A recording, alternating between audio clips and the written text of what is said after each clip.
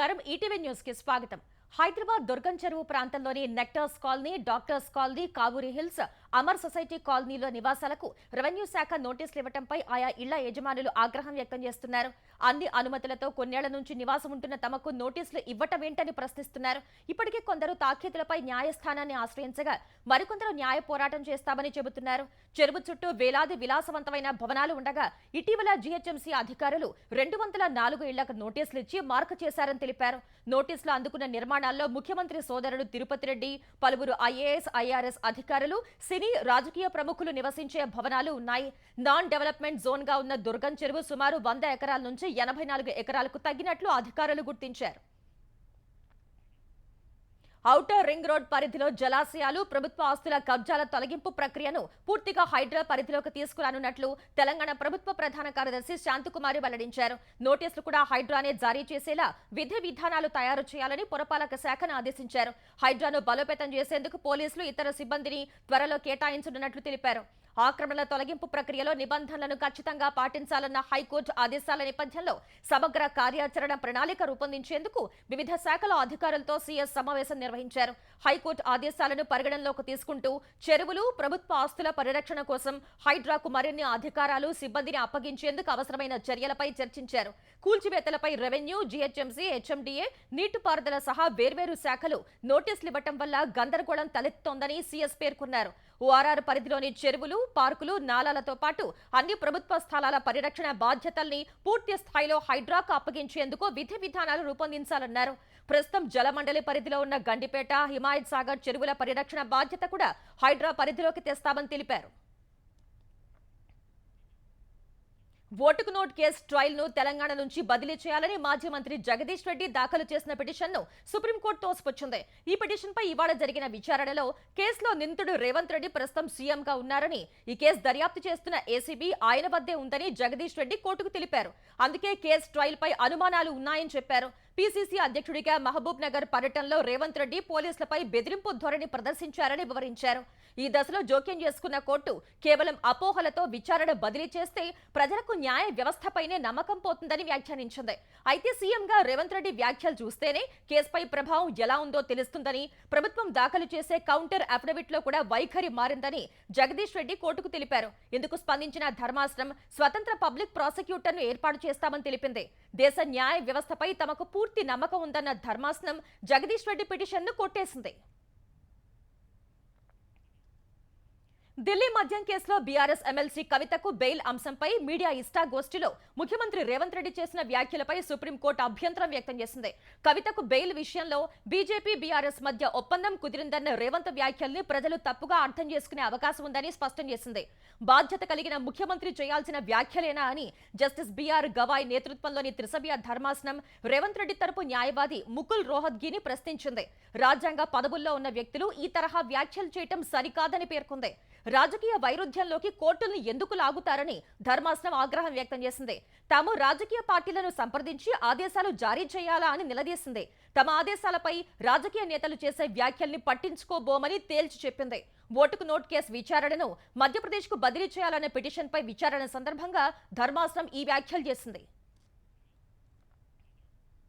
వైసీపీకి వరుస షాకులు తగులుతున్నాయి. ఆ పార్టీ నుంచి రాజ్యసభకు ఎన్నికైన మోపిదేవి వెంకటరమణ, బీద మస్తాన్ రావు తమ పదవులకు రాజీనామా చేశారు. ఈ మేరకు రాజ్యసభ చైర్మన్ జగదీప్ ధన్కడ్ కు రాజీనామా పత్రాలు సమర్పించారు. వైసీపీకి కూడా రాజీనామా చేస్తున్నట్లు ఇద్దరు ఇప్పటికే ప్రకటించారు. ఈ ఇద్దరు త్వరలోనే అధికార తెలుగుదేశంలో చేరుతారని ప్రకటించారు. అనుభవజ్ఞుడైన చంద్రబాబు నాయకత్వంలో ఆంధ్రప్రదేశ్ అభివృద్ధికి పాటుపడాలి అనే ఉద్దేశంతో తెలుగుదేశంలో చేరబోతున్నట్లు తెలిపారు. వైసీపీ ప్రభుత్వ హయాంలో పనులు చేసిన గుత్తేదారులకు ప్రస్తుత ఆర్థిక మంత్రికి తెలియకుండానే బిల్లులు చెల్లించడం చర్చనీయాంశమైంది. 2014-19 మధ్య తెలుగుదేశం ప్రభుత్వ హయాంలో చేసిన పనులకు బిల్లులు పెండింగ్ లో ఉండగానే వైసీపీ హయాంలో పనులకు బిల్లులు విడుదల చేయడంపై ఆర్థిక మంత్రి పయ్యావుల కేశవ్ విస్మయం వ్యక్తం చేశారు.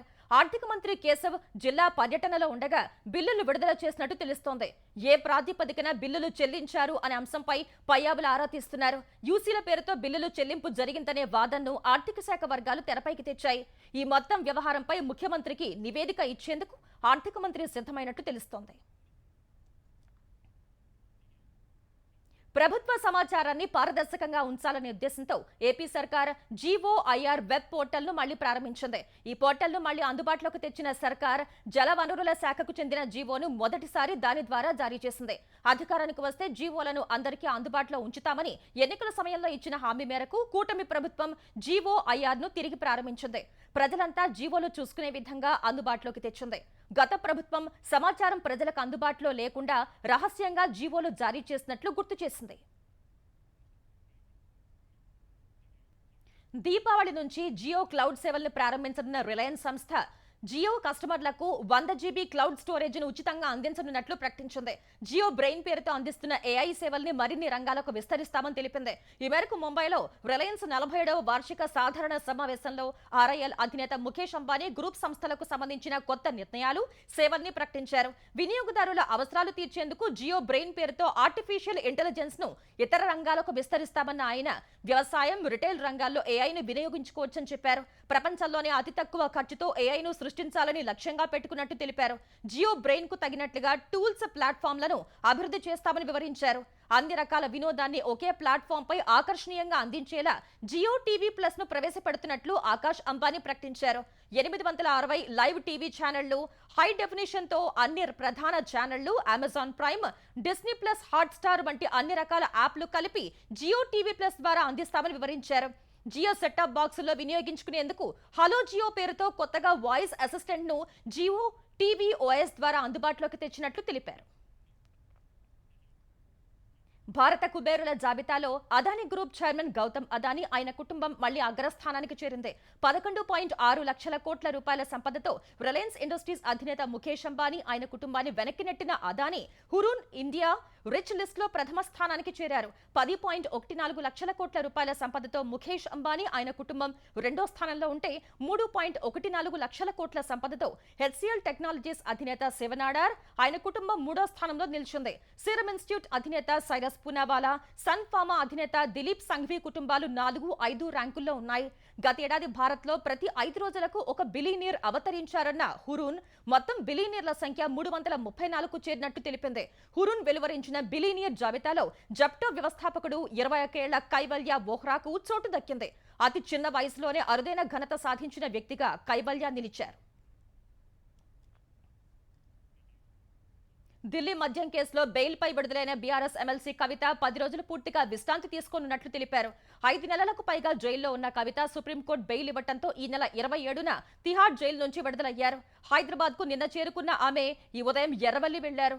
అక్కడ ఆయన తండ్రి బీఆర్ఎస్ అధినేత కేసీఆర్ ను కలిసి ఆశీర్వాదం తీసుకున్నారు. అంతకుముందు సీనియర్ నేతలు రావుల చంద్రశేఖర్ రెడ్డి, పొన్నాల లక్ష్మయ్య తదితరులు కవిత నివాసానికి వెళ్లి ఆమెను కలిశారు. 10 రోజులు పూర్తిగా విశ్రాంతి తీసుకోనున్నట్లు తెలిపిన కవిత తర్వాత అందరికీ అందుబాటులో ఉంటానని చెప్పారు. అంతా సహకరించాలని కోరారు. మహబూబ్ నగర్ జిల్లా భూత్పూర్ మండలం తాటికొండ స్టేట్ సమీపంలో 44వ జాతీయ రహదారిపై జరిగిన ఘోర రోడ్డు ప్రమాదంలో 4 చనిపోయారు. మరో 4 తీవ్రంగా గాయపడ్డారు. క్షతగాత్రుల్ని చికిత్స కోసం మహబూబ్ నగర్ ఆసుపత్రికి తరలించారు. కర్నూలు నుంచి హైదరాబాద్ వైపు వస్తున్న కారు ఆగి ఉన్న లారీని బలంగా ఢీకొట్టడంతో ఈ ఘటన జరిగింది. ఈ ప్రమాదంలో కారు లారీ కిందకు దూసుకుపోగా అందులో ఇరుక్కున్న వారిని క్రేన్ సహాయంతో పోలీసులు బయటకు తీశారు. సైదాబాద్ కు చెందిన అశోక్, వెంకటరమణ, కెంపురావు, వెంకటరామారావు ఈ ప్రమాదంలో చనిపోయినట్లు పోలీసులు గుర్తించారు. అతివేగమే ప్రమాదానికి కారణమని తెలిపారు. పెళ్లికి నిరాకరిస్తోందని రాకేష్ అనే యువకుడు ఓ యువతిని కత్తితో పొడిచి హత్య చేసిన ఘటన గచ్చిబౌలి పోలీస్ స్టేషన్ పరిధిలో జరిగింది. పశ్చిమ బంగాల్కు చెందిన దీపన్ తమాంగ్ కొంతకాలంగా హైదరాబాద్ లో ఉంటూ బ్యూటీషియన్ గా పనిచేస్తోంది. గతంలో ఆమె బెంగళూరులో ఉన్నప్పుడు కర్ణాటక బీదర్ కు చెందిన రాకేష్ తో పరిచయం ఏర్పడింది. వీరిద్దరూ అప్పట్లో స్నేహితులుగా ఉండేవారు. ఏడాది కాలంగా తమాంగ్ రాకేష్ తో దూరంగా ఉంటోంది. ప్రస్తుతం తమాంగ్ గౌలీగూడ తండాలో మరో 3 స్నేహితులతో కలిసి ఉంటోంది. ఈ క్రమంలో గత అర్ధరాత్రి తమాంగ్ ఇంటి వద్దకు చేరుకున్న రాకేష్ తనను పెళ్లి చేసుకోవాలని మరోసారి వేధించాడు. అందుకు ఆమె ఒప్పుకోలేదు. దీంతో కత్తితో యువతిపై దాడి చేశాడు. తీవ్రంగా గాయపడిన తమాంగ్ అక్కడికక్కడే మృతి చెందింది. రాకేష్ ను అడ్డుకోవడానికి తమాంగ్ స్నేహితులు యత్నించగా వారిపై కూడా దాడి చేశాడు. అనంతరం మొయినాబాద్ సమీపంలోని కనకమామిడి వద్ద విద్యుత్ స్తంభం పైకెక్కి విద్యుత్ తీగలు పట్టుకున్నాడు. విద్యుత్ షాక్ తో కింద పడి గాయాల పాలయ్యాడు. అతని పోలీసులు చికిత్స కోసం ఆసుపత్రికి తరలించారు. జాతీయ క్రీడా దినోత్సవం సందర్భంగా హాకీ దిగ్గజం మేజర్ ధ్యాన్ చంద్ కు ప్రధాని నరేంద్ర మోదీ నివాళులర్పించారు. క్రీడలను ప్రోత్సహించి మరింత మంది యువత క్రీడల్లో రాణించేలా చూసేందుకు తమ ప్రభుత్వం కట్టుబడి ఉందని తెలిపారు. దేశం కోసం క్రీడల్లో పాల్గొన్న ఆటగాళ్లందరికీ ఆయన అభినందనలు తెలిపారు. మేజర్ ధ్యాన్ చంద్ జయంతి సందర్భంగా ఏటా ఆగస్టు 29న జాతీయ క్రీడా దినోత్సవాన్ని నిర్వహిస్తున్నారు. ఢిల్లీలోని మేజర్ ధ్యాన్ చంద్ స్టేడియంలో ధ్యాన్ చంద్ విగ్రహానికి కేంద్ర క్రీడల శాఖ మంత్రి మన్సుఖ్ మాండవీయ నివాళులర్పించారు. క్రీడలతో ప్రజలు బలంగా ఆరోగ్యంగా ఉంటారన్న కేంద్ర మంత్రి ఆరోగ్యవంతమైన సమాజంతోనే దేశ ప్రగతి సాధ్యమని చెప్పారు. 2047 నాటికి వికసిత్ భారత్ లక్ష్యాన్ని సాధించడానికి దేశ ప్రజలు ఆరోగ్యంగా ఉండటం ముఖ్యమని మాండవీయ వ్యాఖ్యానించారు. గుజరాత్ లో వరద బీభత్సం కొనసాగుతూనే ఉంది. అనేక జిల్లాల్లో వరద నీటిలో చిక్కుకుపోయిన ప్రజల్ని ఎస్డీఆర్ఎఫ్, ఎన్డీఆర్ఎఫ్, సైన్యం, వైమానిక దళం కాపాడుతున్నాయి. దేవభూమి ద్వారకలోని కళ్యాణ్పూర్ తాలూకాలో వరద నీటిలో ఇంటిపై చిక్కుకుపోయిన నలుగురిని హెలికాప్టర్ సాయంతో వాయుసేన కాపాడింది. గుజరాత్ లో వర్షాలు, వరదలకు సంబంధించి ఇప్పటి వరకు 26 మంది ప్రాణాలు కోల్పోయారు. 18,000 మందికి పైగా ప్రజల్ని సురక్షిత ప్రాంతాలకు తరలించారు. జామ్నగర్ లో రంజిత్ సాగర్ డ్యాం పొంగి పొర్లుతోంది. మరోసారి గుజరాత్ సీఎం కు ఫోన్ చేసిన ప్రధాని నరేంద్ర మోదీ వరద పరిస్థితిపై ఆరా తీశారు. సహాయ చర్యలు జరుగుతున్న తీరును అడిగి తెలుసుకున్నారు. విశ్వమిత్రి నది పొంగటంతో వడోదర జల దిగ్బంధం కావటంపై ఆయన విచారం వ్యక్తం చేశారు. వరద ప్రభావిత ప్రాంతాల్లో అంటువ్యాధుల ముప్పు పొంచి ఉన్నందున సత్వర చర్యలు తీసుకోవాలని గుజరాత్ సీఎంకు ప్రధాని మోదీ సూచించారు. తగిన సాయం చేస్తామని ప్రధాని హామీ ఇచ్చినట్లు సీఎం భూపేంద్ర పటేల్ ఎక్స్లో పోస్ట్ చేశారు. జమ్మూ కాశ్మీర్లోని కుప్వారా జిల్లాలోని నియంత్రణ రేఖ ఎల్ఓసీ వెంబడి 2 వేర్వేరు చొరబాటు ప్రయత్నాలను భగ్నం చేసినట్లు సైన్యం ప్రకటించింది. ఈ ఘటనలో 3 ఉగ్రవాదులు హతమైనట్లు భావిస్తున్నామని తెలిపింది. నిఘా వర్గాల సమాచారంతో ముష్కర ముక్కల కోసం అర్ధరాత్రి తర్వాత మాచల్, తంగ్దర్ ప్రాంతాల్లో పోలీసులతో కలిసి గాలింపు చేపట్టినట్లు సైన్యం వెల్లడించింది. మాచల్ వద్ద అనుమానాస్పద కదలికలు గమనించిన బలగాలు కాల్పులు జరపగా 2 ఉగ్రవాదులు హతమైనట్లు తెలిపింది. తంగ్దర్ ప్రాంతంలో నియంత్రణ రేఖ వెంబడి జరిగిన మరో గాలింపు చర్యల్లో మరో ఉగ్రవాది హతమైనట్లు భావిస్తున్నామని పేర్కొంది. రాజౌరి జిల్లా ఖేరా, మొహరాలతి, దంతాల్ ప్రాంతాల్లో గాలింపు చర్యలు చేపట్టిన బలగాలపై ఒక ఉగ్రవాది కాల్పులు జరిపి పరారవగా అతడి కోసం గాలింపు చేపట్టినట్లు వెల్లడించింది. మలయాళ చిత్రసీమలో వేధింపుల వ్యవహారం ముదురుతోంది. మలయాళ నటుడు, అధికార సిపిఎం ఎమ్మెల్యే ముఖేష్ పై అత్యాచారం కేసు నమోదైంది. కొన్నేళ్ల క్రితం తనపై ముఖేష్ లైంగిక దాడి చేసినట్లు ఒక నటి ఆరోపించారు. ఈ నేపథ్యంలో కొచ్చిలోని మరడు పోలీస్ స్టేషన్లో ఎమ్మెల్యే ముఖేష్ పై అత్యాచారం సెక్షన్ల కింద ఎఫ్ఐఆర్ నమోదు చేసినట్లు పోలీసులు తెలిపారు. అత్యాచార కేసు నమోదైన నేపథ్యంలో ముఖేష్ ఎమ్మెల్యేగా కొనసాగటానికి నైతికంగా అనర్హులని సిపిఐ నాయకురాలు అన్నీ రాజా అన్నారు. వాస్తవాలు బయటకు రావటానికి వీలుగా ఆయన రాజీనామా చేయాలని సూచించారు. అయితే అధికార ఎల్డీఎఫ్ కు చెందిన కొందరు నాయకులు ముఖేష్ కు మద్దతుగా నిలిచారు. తప్పు చేసిన వారిని సిపిఎం గాని ప్రభుత్వం గాని రక్షించదని అధికార ఎల్డీఎఫ్ కన్వీనర్ ఈపీ జయరాజ్ తేల్చి చెప్పారు.